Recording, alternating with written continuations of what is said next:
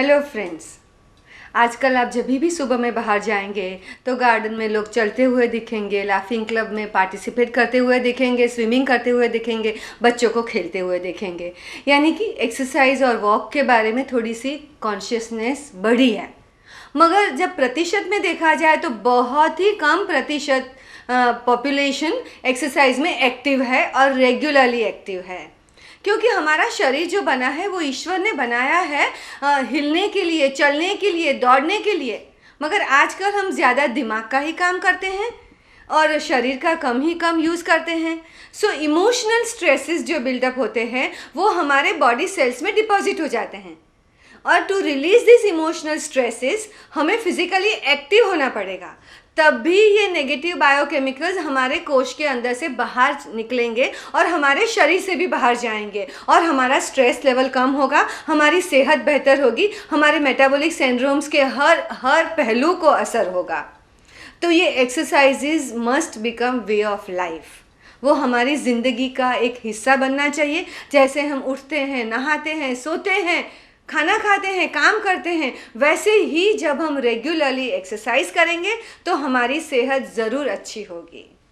तो ये metabolic syndrome के जो भी 5-6 इम्पॉर्टेंट पहलू है, हर एक पहलू को एक्सरसाइज कैसे बेनिफिट करता है, चलिए वो देखते हैं।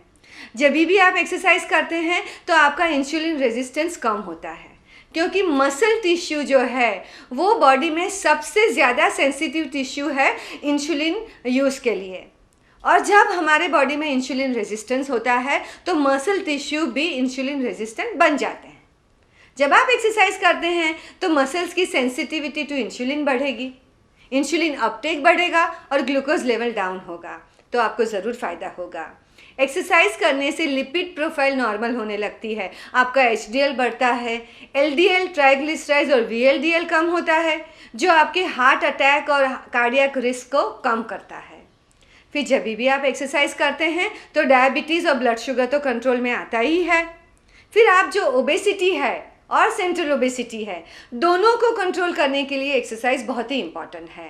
क्योंकि जब आप एक्सरसाइज करते हैं तो आपकी मेटाबॉलिज्म स्पीड अप हो जाती है, आपकी कैलोरी बर्निंग कैपेसिटी बेहतर हो जाती है और आपके मसल्स भी बेहतर होते हैं। तो ओबेसिटी कंट्रोल के लिए भी आपको एक्सरसाइज करनी है और एब्डोमिनल ओबेसिटी कम करने के लिए स्पेशल एब्डोमिनल एक्सरसाइज भी करनी है, तो उसके ऊपर भी असर ज़रूर होगा। मेटाबॉलिक सिंड्रोम एक्स का एक दूसरा पहलू है high blood pressure, marginally high blood pressure.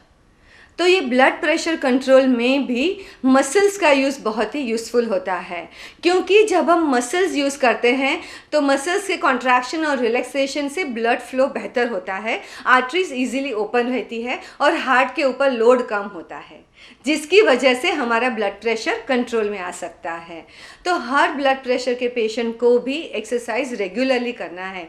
आपका जो हार्ट है वो एक managing director of the company है और आपके बॉडी के अदर 640 मसल्स है वो असिस्टेंट्स है। अगर असिस्टेंट्स अपना काम अच्छे से करेंगे, ब्लड सर्कुलेशन में हेल्प करेंगे, तो हार्ट के ऊपर लोड कम होगा, आपकी आर्टरीज अच्छे से ओपन रहेगी और ब्लड प्रेशर आसानी से कंट्रोल होगा। तो आज से आप रेगुलर एक्सरसाइज करना ज़रूर शुरू कर दीजिए।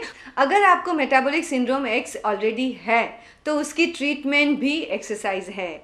अगर आप एक्सरसाइज करते हैं तो उसको आप कंट्रोल कर सकते हैं। अभी समझते हैं कि एक्सरसाइज कैसे करना चाहिए। एक मैं आपको अच्छा सा फॉर्मूला बताती हूँ जिसे बोलते हैं fit formula, FIT formula. F मतलब फ्रीक्वेंसी। आपको एक्सरसाइज हफ्ते में 3 या 4 बार कम से कम करना है। अगर आप उससे भी ज़्यादा करेंगे तो बेहतर है, वो है फ्रीक्वेंसी। फिर दूसरी बात है इंटेंसिटी। जब भी आप एक्सरसाइज करते हैं तो आपकी पल्स रेट बढ़े और वही पल्स रेट कम से कम 20-25 मिनट तक मेंटेन हो टारगेट हार्ट रेट पर, उतनी इंटेंसिटी से आपको एक्सरसाइज करनी है। और टारगेट हार्ट रेट कैलकुलेट करने के लिए आपको 220 में से अपनी एज माइनस करनी है, जो आपका मैक्सिमम हार्ट रेट होगा। उसका 65 to 75% आपका टारगेट हार्ट रेट होगा। उसके टेबल्स भी मिल जाते हैं, इन्फॉर्मेशन भी मिल जाती है और आपके डॉक्टर भी उसके बारे में आपको बता सकते हैं। मगर आप जब भी एक्सरसाइज करें टारगेट हार्ट रेट पे कम से कम 20-25 मिनट तक करें।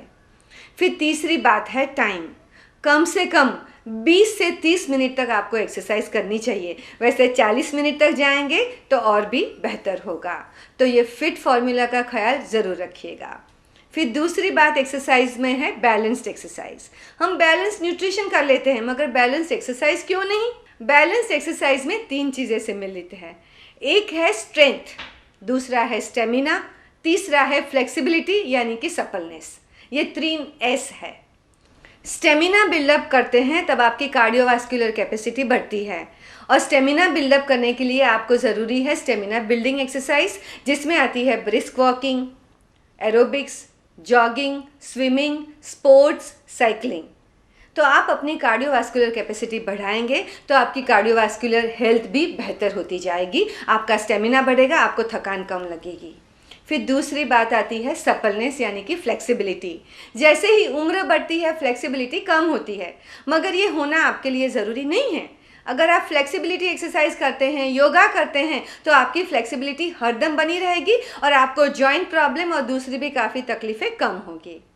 और आखिरी बात आती है स्ट्रेंथ ट्रेनिंग।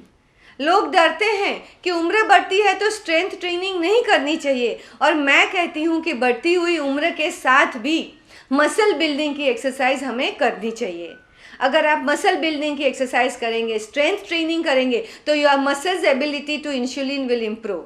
आपका मसल्स का मास और स्ट्रेंथ बढ़ेगा, आपकी मसल्स की कैलोरी बर्निंग कैपेसिटी भी बढ़ेगी, और आपका बॉडी शेप भी अच्छा होगा। तो ये स्ट्रेंथ, स्टेमिना और सपलनेस के बारे में आप एक्सपर्ट से सीख सकते हैं, अपना बैलेंस एक्सरसाइज प्रोग्राम बना सकते हैं, और घर में भी एक्सरसाइज कर सकते हैं, पूरे फैमिली के साथ मिलके भी कर सकते हैं। क्योंकि ये अच्छी एक्सरसाइज की आदत जब बचपन से होती है, जो पेरेंट्स अपने बच्चों में डाल सकते हैं, तो पूरी लाइफ के लिए फ़ायदा होता है। क्योंकि आजकल देखा गया कि 20 साल 25 साल के बच्चों को भी मेटाबॉलिक सिंड्रोम X हो चुका है। तो आज से आप ये सब चीज़ों का ख्याल रख के अपना अच्छा सा एक्सरसाइज प्रोग्राम बना के अपनी सेहत को बेहतर बनाइए।